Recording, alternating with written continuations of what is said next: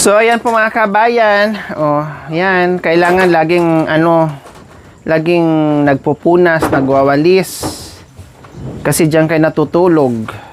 At huwag kalimutan ang tsinelas para hindi magdadala ng, ipagpag mo yung doormat. Para yung alikabok ay hindi babalik din. Oh. Bilhan ko pala kayo ng kanya-kanyang walis. Oh. Marami pang i-check ko kasi mga kabayan kung ano yung kulang dito sa ni Marwin. Pangluto. Oh, ito paki mo. Meron ba bawang? Sibuyas? Pati si Marwin po mga kabay, meron ding lagayan. Ano bang nakalagay dyan, Marwin? Pinaglalagyan ko ng power to. Nilagay ko lang dyan. Alin? Kapon yung mower. Nandito pala yung mga speaker. Yung, anong tawag dito? Yung power station. Ayan. Tapos lagay ng mga abubot, mga mower. Ayan. And then, ano yun? Mga labahin yan? Oh, very good Ganyan. Tapos, wag na padamihin yan. Baka pagsunod punta ko dito, makita ko na naman yan na punong-puno na naman. Tapos nakakatamad na gamitin dahil punong-puno na. Huwag mong paabutin ng araw. Ano yung mga nakasuksok doon? Sapatos at saka Oh, ayan. So, okay na yan ganyan. Kailangan laging ganyan malinis. Kailangan ang alikabok, syempre. Huwag kayong mag-use dito sa loob ng bahay. Alikabok lang dyan kung dumadaan kasi. Huwag kayong mag-use sa loob ng bahay kasi number 1, mamaya makatulugan nyo na ilapag nyo yung sigarilyo, hindi nyo namalayan, ay kinain ng apoy yung bahay nyo, yung kwarto nyo, tapos magkus ng sunog o nalitsyon na kayo ng di oras. So, anong wala? Yung suka, marami pa mga kabayan, isang buo pang suka. Tapos yung asin, maraming mga asin-asin, Marwin ha. Hindi ko ilabas yan. Wag mo nang ilabas kasi marami. Kung ano yung nasa labas na mantika bukas-bukas, ay yun lang ang ilabas. Para hindi sabay-sabay mabuksan. Tapos yung iba nagbasa na. Ang dami kong na-discovering dyan. Ang dami kong na-discovering mga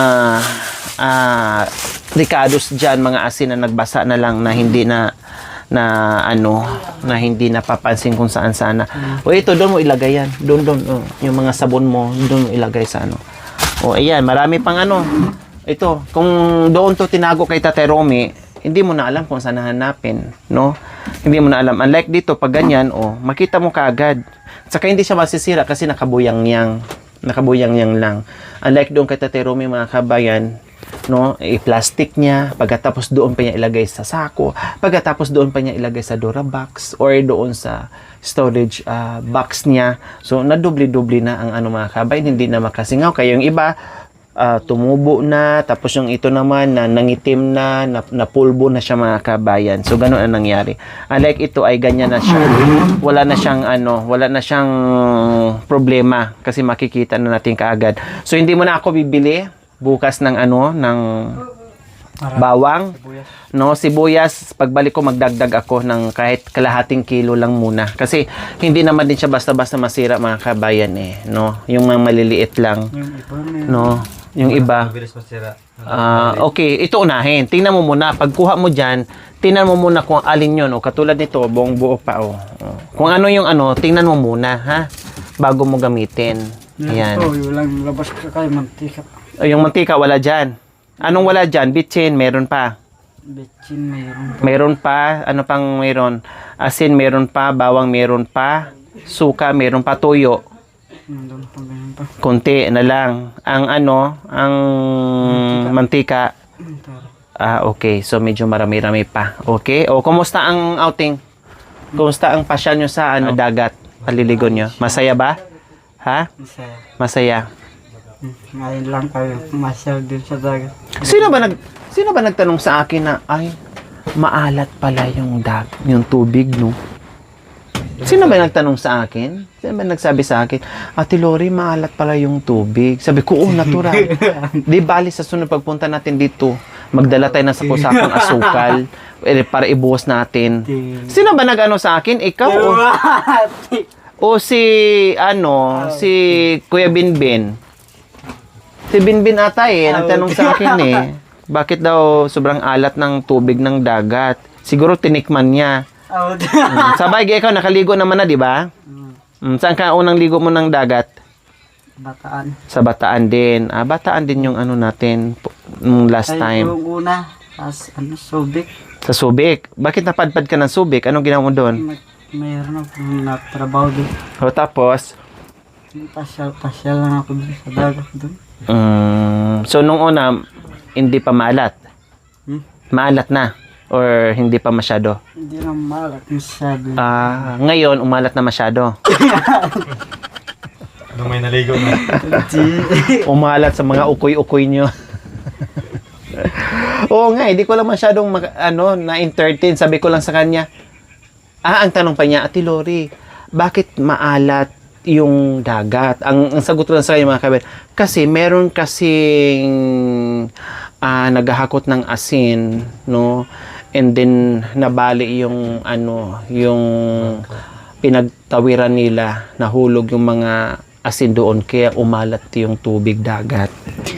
Oh, 'di ba? Or isang higante, no, isang higante, Marwin. Tapos may mga langgam na naghahakot ng mga asin. Siyempre, madami 'yon. Ngayon para makatawid yung siyempre dagat, no?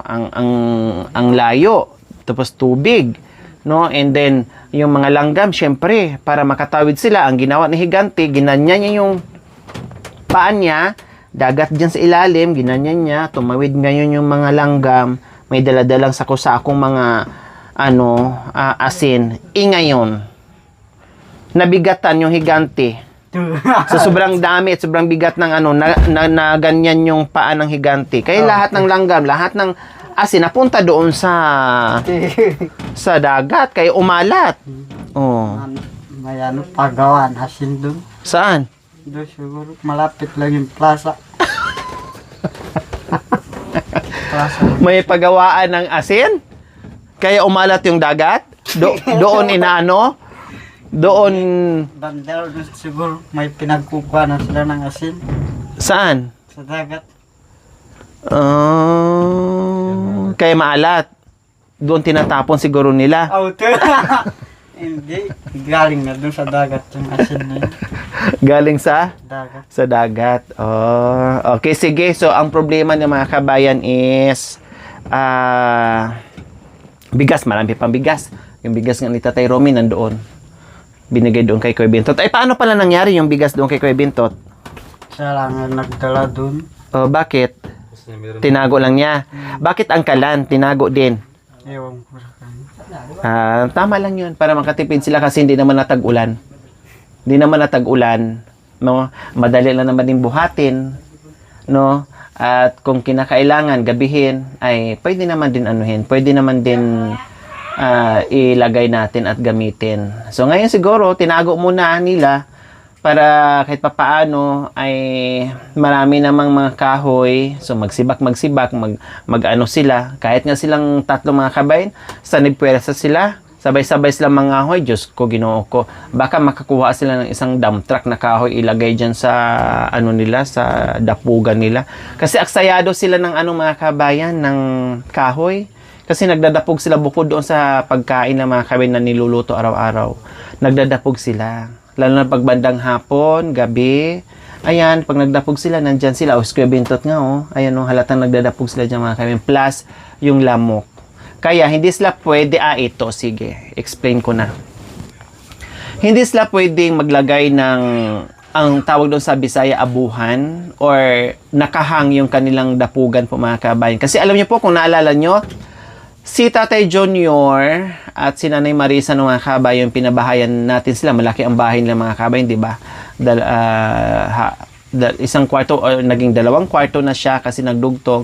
Plus sala, tapos kitchen nila, tapos may dining pa sila. So malaki, sa Makatoid, malaki yung bahay nila para sa kanilang 2. Ngayon, may nag-request po na lagyan natin or ihang natin yung kanilang lutuan. Pati yung hugasan nila or banggira po mga kabayan. So, ginawa namin yung mga kabayan. Kasi nga, sabi ko nga lahat naman ng mga suggestions, no, yung mga ano natin, mga kung ano yung ikakaganda ng ating vlog, why not doon sa mga nabibigyan natin. So, in-apply po namin yung ginawa po namin, although alam ko na hindi sila sanay, no, although alam ko na hindi sila sanay, at nakita ko 2 years na ako mahigit sa mga katutubong aitas, sa mga kabayan, no, na ang dapugan nila ay nandyan lang sa sa lapag, no. Kasi anytime, pwede nang ilipat doon, lipat dito, lipat doon, lipat dito, lipat doon, lipat dito. Kasi nga, kung saan sila nakaramdam ng lamig, buhatin lang nila yung kalan, no? And then, maglagay sila ng, dyan, ng kahoy, no? And then, kung saan yun, kung saan yung may apoy na, no? Doon na rin sila magluto. Kaya halos lahat na na-vlog ko mga kabayan ay yung nila, yung dapugan nila or yung lutuan nila, dyan lang, kung saan-saan. Itatabi lang nila yan after. Pero hindi talaga ako nakakita mga kabayan na yung may permanent na paglulutuan, no, na nakahang. Meron na sa itabi lang, sa tabi lang nakaganyan. Kumbaga nakalivel lang sa lupa, nakastay lang dyan.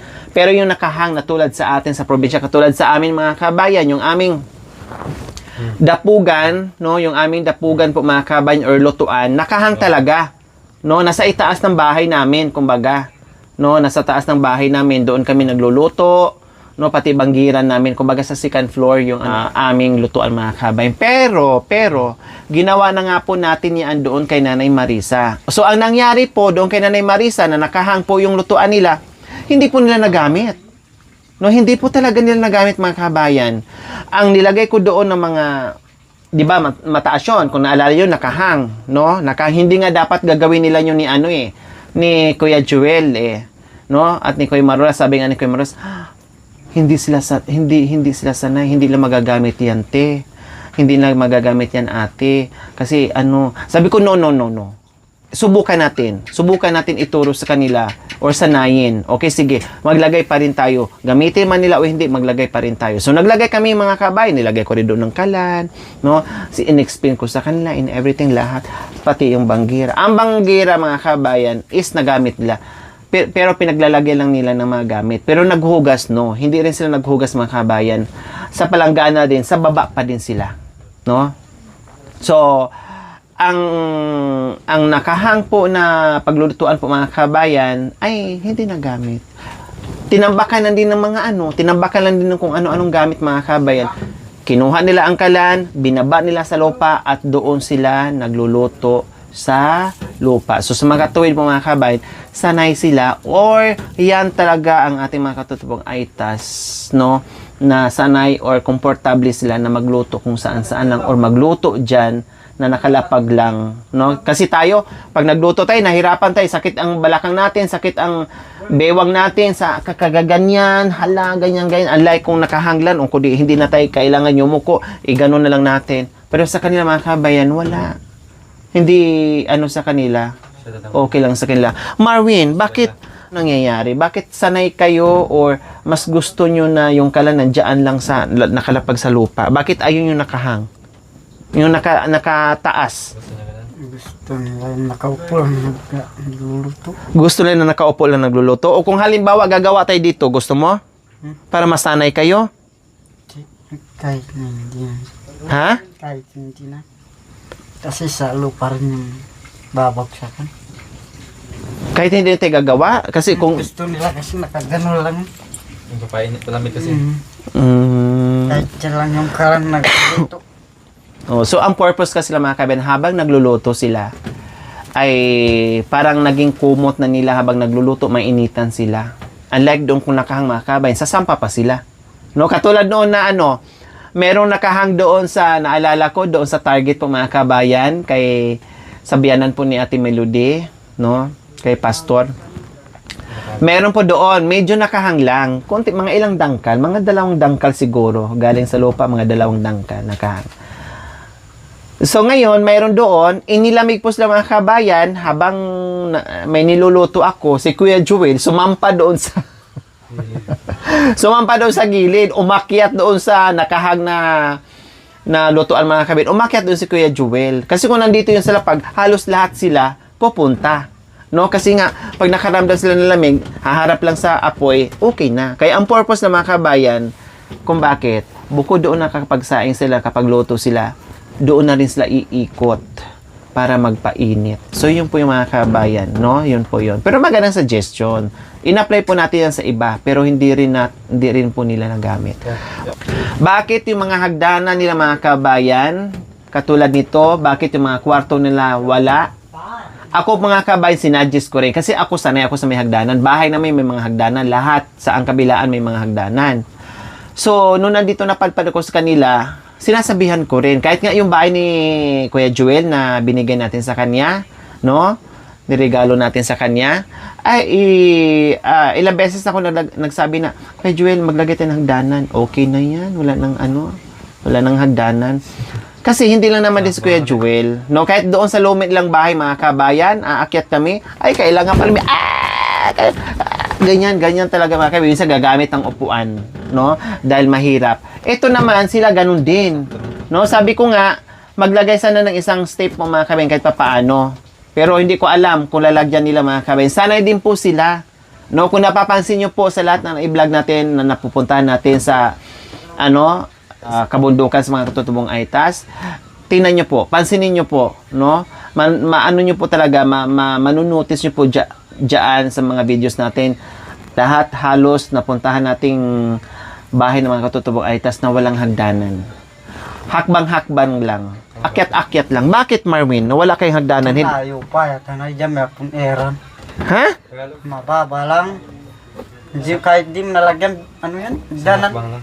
Sa isang akbang lang. Isang hakbang lang.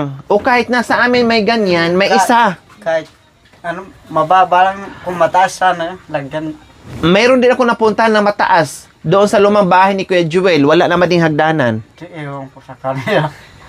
Basta Oh. para sa akin, Din ang kay tatay din dati, ay, maglagay sana kami niya nung ginagawa. Ayaw din. Baka kasi mahandanan dyan. Maano pa rin yung ulo. Dyan. Tapos yung mga katutubong Aitas na napuntahan ko, wala ding halos hagdanan. Puro din ganyan lang. Ito. Oo nga. Ewan ko sa kanila. Kaya nagtaka Pero ako. yan, mababa lang. Ayaw kung di. Pwede naman maghagdanan tayo. Yung Mababa lang. hindi. Para ang gagawin mo, hagdanan hanggang dito, tapos may hagdanan pababa na naman. Oo nga. Ayan. Kasi Na nakaganyan yung hagdanan mo, oh. Hagdanan, tapos dito, tapos bababa ka na papunta dito. Auto elevator.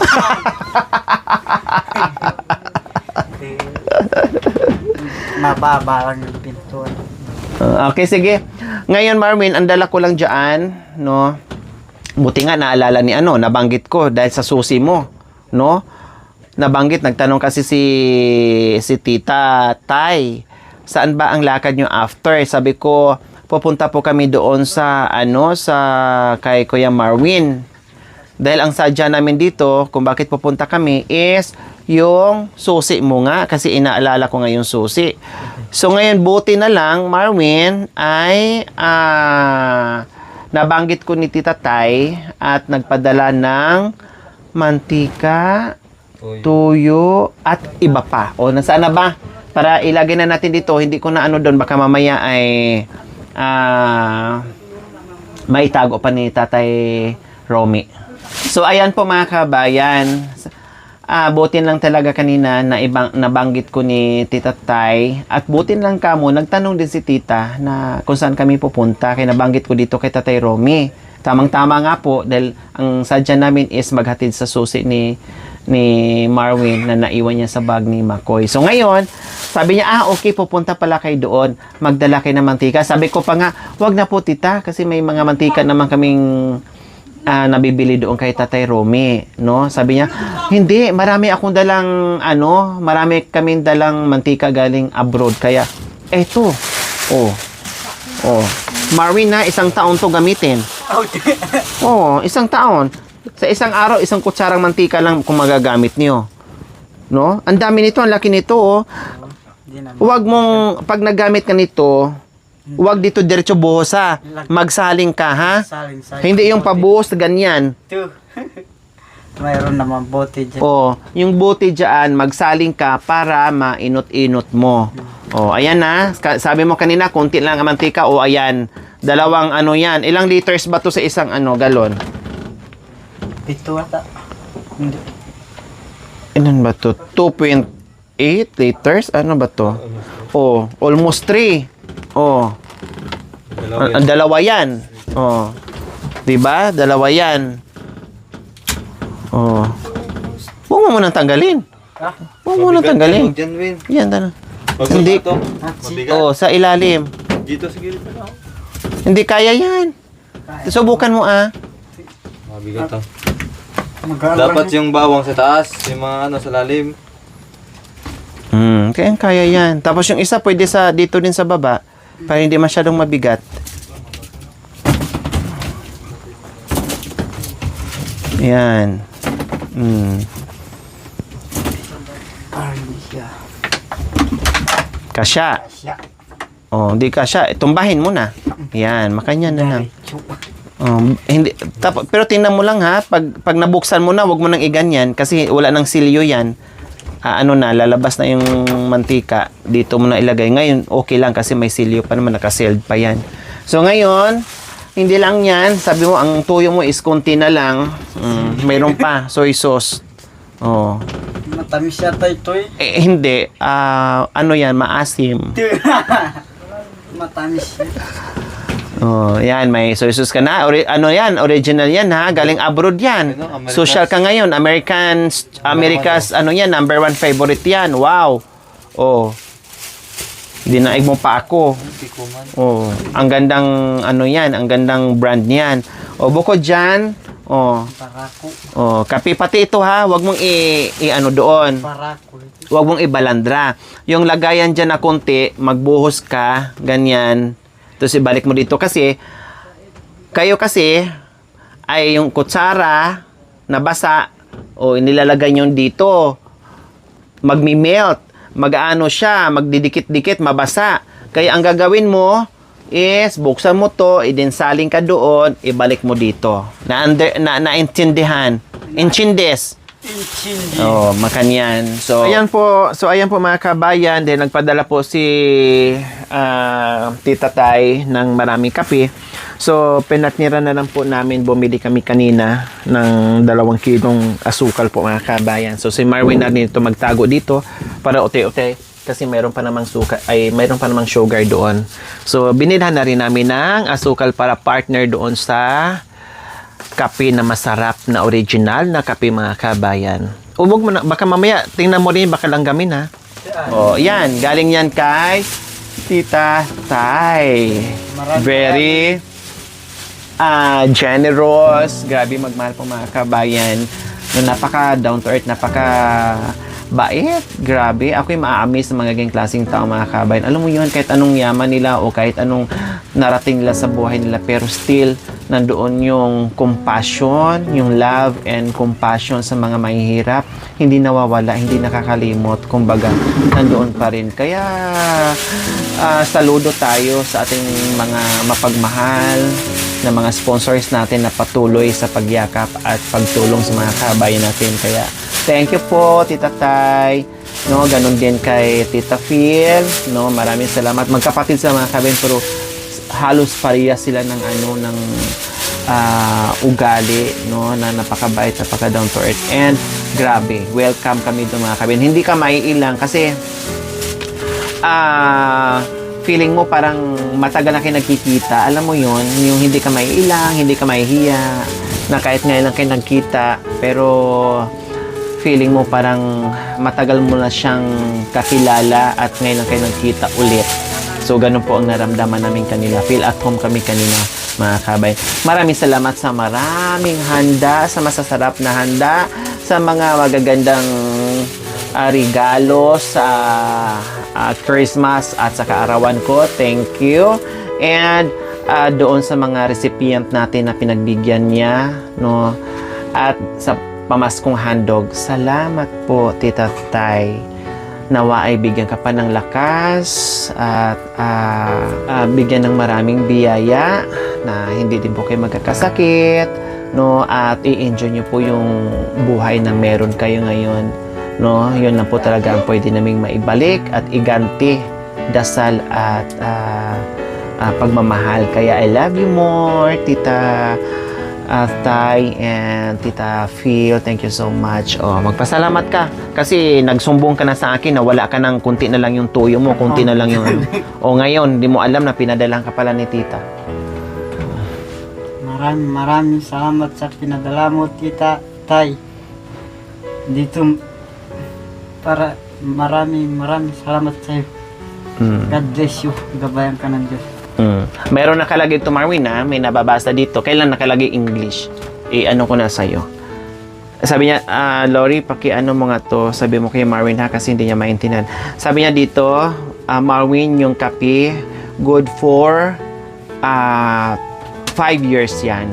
O sa ibig sabihin, 5 taon to, ha? Yung kape, 2. Ito ang sabi ng ano natin. Wala tayong magagawa. Binilin.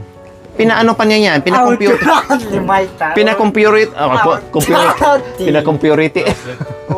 Pinakomputer pa niya yan para ano, tinranslate ko lang sa Tagalog, Marwin. Sobrang laki nito.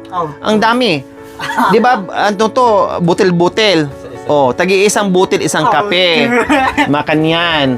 Oh, tapos ito naman, okay. Dapat na-drops lang pala ito, Marwin. Ayun mo yung drops, yung ganun, no? Sabi niya, kailangan 0.1 lang. 0.1 lang, isang patak lang. Kasi malasa na ito. Kasi original yan, Biro mo? American's number 1. Favorite. Saan kan yan? Traditional broad. So, ang sarap nito, mga Marwin. Akala mo lang. Then, ang mantika mo, 10 years. Drop lang din. Yan ang gagawin mo. Rapper na alak ah. Yung tiki-tiki. I-dropper lang, tiki-tiki. O, ganun ang gagawin mo, ha? Okay, sige po, mga kabayan. So, ayan po, mga kabayan. No, naihatid na po namin ang susi at hindi na dumadaan si Marwin doon sa bintana niya. O biro yung mga kabayan, sa bagay, maliit lang si Marwin. 3 araw. 3 araw na dumadaan sa ano. So, ayan po, mga kabayan, ay at least hindi na sayang yung pero sabi ko, kung walang choice, talagang sirain ni Marvin yun at bibilhan na lang namin sila ulit ng ng padlock. Buti nagtiis lang siya dumaan muna sa bintana. No? Kasi late na namin na-discover, mga kabayan, na nadala pala namin yung niya, yung susi niya. Kaya nga, nakalimutan mo sa bewok kasi kakaharot mo ni Jolie. Kaiisip. Okay, so maraming salamat po. We love you all. God bless us all. Bye. Mwah. Thank you for watching. Don't forget to like, share, and subscribe.